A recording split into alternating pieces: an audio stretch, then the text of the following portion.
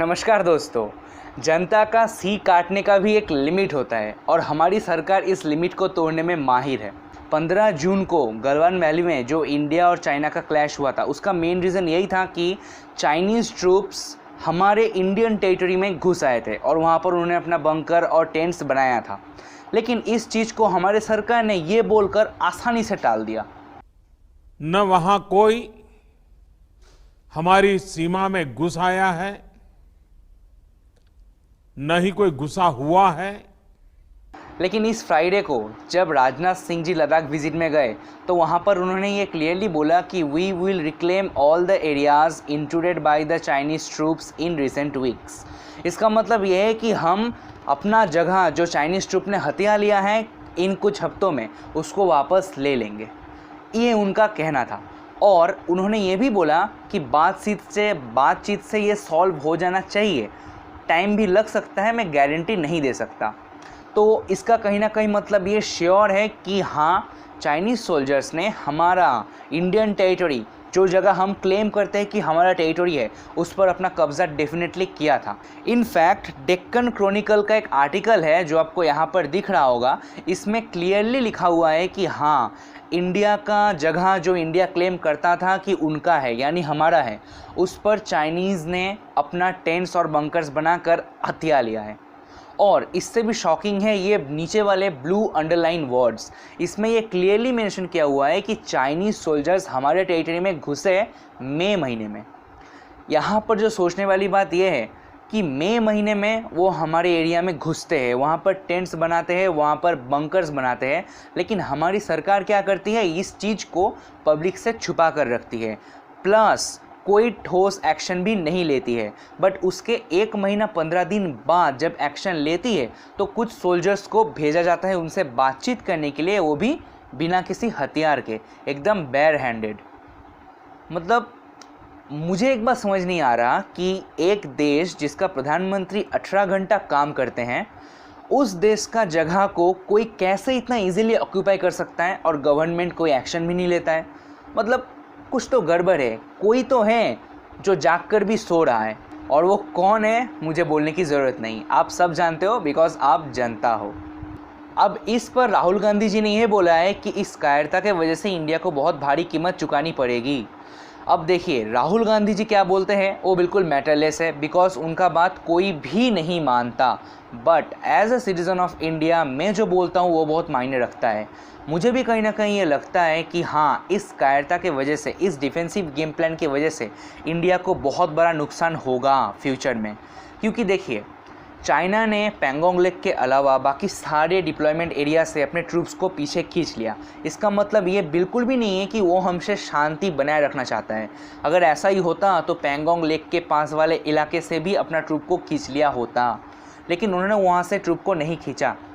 वहाँ पर जैसा टेंस्ड माहौल था वैसा ही टेंस्ड माहौल अभी भी है। तो कहीं ना कहीं ये बात तो साफ है कि वो हमसे पीस बनाए रखना नहीं चाहता। और ट्रूप्स को बैक बुलाने का ये जो स्ट्रेटजी है, ये उनका एक बहुत बड़ा वेपन है। यही वेपन उन्होंने यूज़ किया था 1962 के वॉर में, और यही वेपन वो अभी भी यूज़ कर रहे हैं। इस वेपन को यूज़ करने का मेन रीज़न क्या है? अगर अभी हम चाइना का कंडीशन देखें तो वहाँ पर वार आई हुई है, फ्लड आई हुई है, और ऐसा बताया जा रहा है कि ये फ्लड पिछले कई दशकों का सबसे ज़्यादा डिस्ट्रॉइंग फ्लड है। तो कहीं ना कहीं चाइना के लिए एक बहुत बड़ा चिंता का विषय है, और इनफैक्ट 3 करोड़ लोग बेघर हो गए हैं इस फ्लड के वजह से। तो चाइना भी कहाँ पे नज़र देगा? क्या वो इंडिया का जगह ऑक्यूपाई करने पे ध्यान देगा या फिर अपने देश को संभालने में देगा? तो डेफिनेटली वो अपने देश पर ज़्यादा ध्यान देगा। इसीलिए स्ट्रेटेजिकली कुछ टाइम पीरियड के लिए उन्होंने अपने सोल्जर्स को पीछे बुला लिया। इसका मतलब ये बिल्कुल भी नहीं है कि वो हमसे डर गए या फिर वो हमसे पीस बनाए रखना चाहते हैं। और यही जो उनका स्ट्रेटजी है, ये हमारी गवर्नमेंट बिल्कुल भी नहीं समझ रही है। अभी चाइना का जो कंडीशन है वो ये है कि एक तरफ तो अपना चाइना मतलब खुद के देश में बहुत दिक्कत है, हर तरफ प्रोटेस्ट, प्लस इस वार के वजह से जो डिस्ट्रक्शन हो रही है वो अलग। उसी के साथ उसने कहीं ना कहीं पूरे वर्ल्ड के साथ, इंडिया के साथ एक वॉर सिचुएशन क्रिएट कर लिया है। तो अभी चाइना का जो सिचुएशन है वो एक पैर पर खड़ा हुआ है, और यही बेस्ट मौका है उस पैर को काट देने का।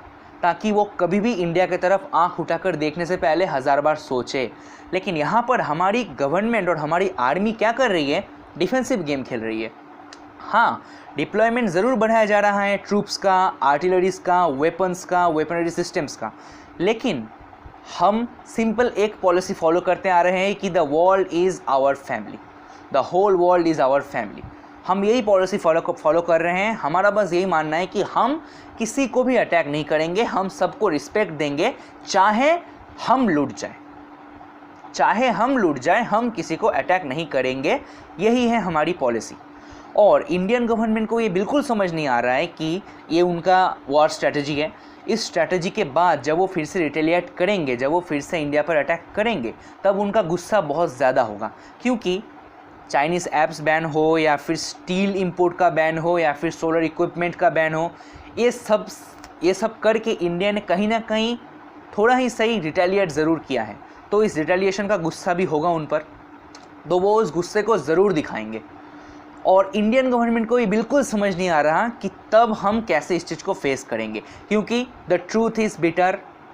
जो सच है वो यही है कि चाइना हमसे स्ट्रांग है, नो डाउट चाइना हमसे स्ट्रांग है। अब इसमें जो मुझे कमेंट में बोलेगा कि नहीं तू तो देशद्रोही है, ये है, उसको ये ओके। अब ये जो स्ट्रैटेजिक वेपन है, ऐसा नहीं कि ये अभी है, ये स्ट्रैटेजिक वेपन चाइना ने 1962 के वॉर के टाइम भी यूज़ किया था, और उसी वेपन के वजह से हम 1962 का वॉर हारे थे। जवाहरलाल नेहरू जी उनका स्ट्रैटेजी पढ़ नहीं पाए थे, जिसके वजह से हमें डिज़ास्टर, हमें ह्यूमिलिएशन फेस करना पड़ा था। और नरेंद्र मोदी जी भी उसी राह पर चल रहे हैं। इनको ये समझ नहीं आ रहा है कि ये चाइना का एक स्ट्रैटेजिक प्लान है पीछे हटने का। थोड़ा बैलेंस हो जाएगा, थोड़ा वहाँ पर पानी कम हो जाएगा, वहाँ का इंटरनल टेंशन थोड़ा कम हो जाएगा, तब वो फिर से अटैक करने आएंगे इंडिया पर। डेफिनेटली आएंगे ही आएंगे। प्लस ये जो हम डिफेंसिव खेल रहे हैं, इससे उनको एक बात तो पता चल गया कि हम 1962 में जो इंडिया थे, डिफेंसिव इंडिया, आज भी वही इंडिया है, डिफेंसिव इंडिया। मतलब हमें कोई भी छुरा मारो, हम तो भाई किसी को अटैक नहीं करते, बिकॉज हम शांतिपूर्व देश हैं। और क्या बोल सकता हूँ मैं। ओके गाइस, मैं वीडियो यहीं पर एंड करता हूँ। मिलते हैं फिर अगले वीडियो में। तब तक के लिए जय हिंद। घर में रहिए, सेफ रहिए, और प्लीज़ अगर वीडियो पसंद आया तो मेरे चैनल को सब्सक्राइब करिए।